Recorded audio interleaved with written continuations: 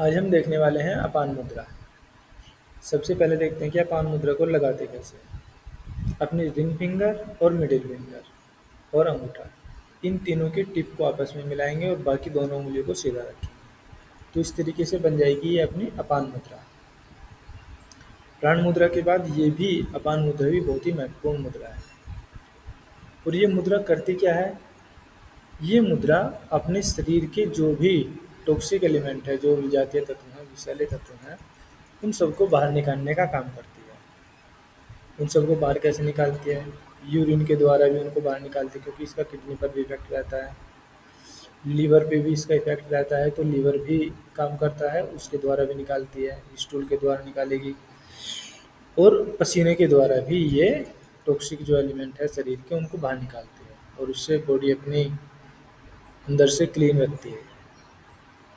Next हम चलते हैं, पेट के जितने भी अंग हैं उन सब पे इसका काम है। उन सबको ये स्वस्थ करती है, उनकी जो कार्य क्षमता है उसको इम्प्रूव करती है।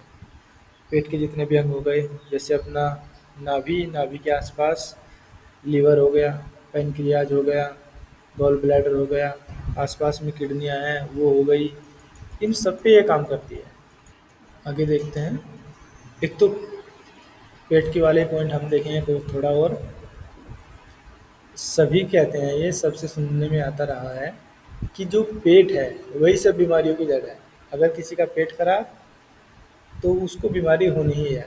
कॉन्स्टिपेशन होगा, उसको उसको कोलाइटिस होगा, हाथों में उसके मल जमा रहेगा तो हाथों में फिर उसके सूजन वगैरह आएगी, कोलाइटिस होगा। ये प्रॉब्लम होंगी तो धीरे धीरे और प्रॉब्लम बढ़ेंगी। तो जो अपनी अपान मुद्रा है ये इस पे सबसे पहले काम करेगी। अपान मुद्रा अपने, एक तो इसमें आकाश तत्व होता है मिडिल फिंगर के साथ, और जो अपनी रिंग फिंगर है उसके साथ होता है पृथ्वी तत्व। तो ये दोनों मिलके काम करते हैं और कॉन्स्टिपेशन को भी ठीक करते हैं और अपना जो डाइजेस्टिव एरिया है उसको भी इम्प्रूव करते हैं। ये बीपी में भी काम करेगी, हाई बीपी किसी को है। किडनी का भी पहले भी बताया है कि किडनी पे, लीवर पे काम करेगी। किडनी लीवर पे काम करेगी, कॉन्स्टिपेशन भी ठीक होगा और कोलाइटिस भी ठीक होगा। और डायबिटीज़ में हम इसको पहले भी बता चुके हैं लास्ट वीडियो में भी। प्राण मुद्रा के साथ अगर इसको करेंगे, कुछ टाइम प्राण मुद्रा किया, 15-15 मिनट मान के चल सकते हैं, और 15-20 मिनट अपना अपान मुद्रा किया, तो ये उसमें लाभ देगी। अगर किसी को कॉन्स्टिपेशन वगैरह की प्रॉब्लम है तो उसके लिए क्या करना है? एक तो मुद्रा लगानी है अपान मुद्रा, दूसरे अपना थोड़ा जो लाइफ स्टाइल है उसको भी इम्प्रूव करना होता है। अगर मॉर्निंग वॉक कोई कर सके तो वो भी अच्छा है इसके लिए। अपना जो खाने का टाइमिंग है वो थोड़ा चेंज करना होता है। शाम को लेट खाना ना खाएं, शाम को थोड़ा एक तो कम खाना खाएं और वो खाने के बाद थोड़ा टहलने निकलें।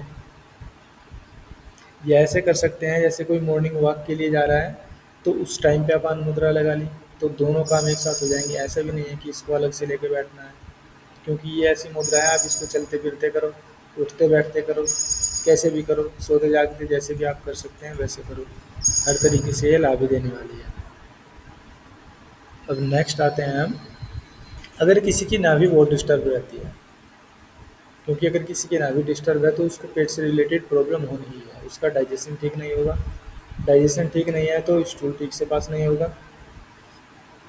तो अगर नाभि किसी की डिस्टर्ब रहती है तो बार बार पेट दबवा के नाभि ठीक कराने से बेहतर है कि एक तो अपान मुद्रा लगा के रखी जाए, दिन में जितना भी संभव हो सके।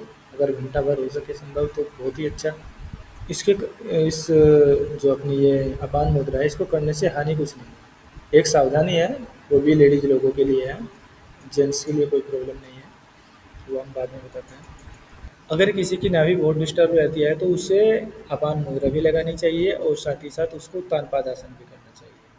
उत्तानपाद आसन में हम क्या करते हैं, सीधे लेट जाएंगे और अपने पैरों को धीरे धीरे धीरे धीरे करके ऊपर उठाएंगे, ऐसे कोई 40-45 डिग्री के आसपास तक, और फिर थोड़ा देर रोक के धीरे धीरे करके हम उसको नीचे ले आएंगे। तो इस प्रकार से धीरे धीरे अगर डेली करेंगे इसको तो उससे नाभि भी ठीक होगी। और नाभि का ठीक होना बहुत ज़रूरी है अगर किसी को डाइजेशन से रिलेटेड प्रॉब्लम है, क्योंकि अगर किसी की नाभि डिस्टर्ब रहती है तो उसका डाइजेशन ठीक नहीं होगा। डाइजेशन ठीक नहीं होगा तो स्टूल सही से पास नहीं होगा, स्टूल सही से पास नहीं होगा तो बॉडी में टॉक्सिक एलिमेंट इकट्ठे होते रहेंगे, वो धीरे धीरे करके रक्त में जाएंगे, खून को भी दूषित करेंगे और साथ ही साथ फिर आगे चल के स्किन प्रॉब्लम भी होगी और भी बहुत सी प्रॉब्लमें होंगी। तो नाभि का भी ठीक करना अपना बहुत ज़रूरी है और उसमें ये मुद्रा अपनी काम करती है। एक किसी को अगर जैसे ट्रैवल करते हैं तो उनको मोशन सिकनेस होता है कि हाँ, ट्रैवल करते हैं तो उस टाइम पे उल्टी वगैरह आने की दिक्कत सी होती है किसी किसी को। तो उस केस में भी अगर ये लगाई जाए तो उसमें भी इसका लाभ बताया गया है। किसी को ट्रैवल करते टाइम पे गैस बहुत ज़्यादा बनती हो या उल्टी आती हो तो उस केस में हम इसको अगर मुद्रा को लगाएंगे तो ये आराम करेगी उसमें। एक लेडीज़ में अगर हार्मोनल इम्बैलेंस बहुत ज़्यादा है, उनके हार्मोन्स ठीक से नहीं बन पा रहे हैं, तो उस केस में भी इस मुद्रा को लगाने के लाभ बताए गए हैं।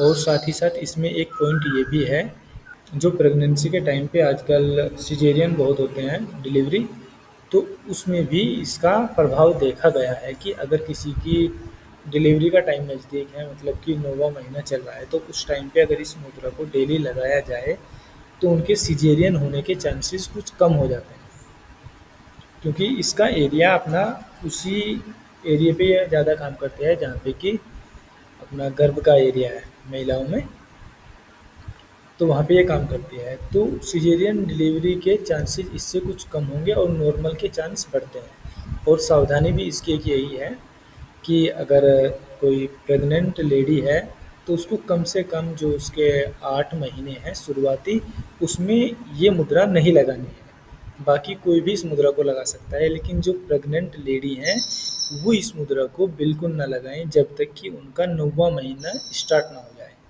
अगर उनका 9वां महीना स्टार्ट हो गया है, डिलीवरी का टाइम नज़दीक है, तो उस टाइम पे ये लगाई जा सकती है।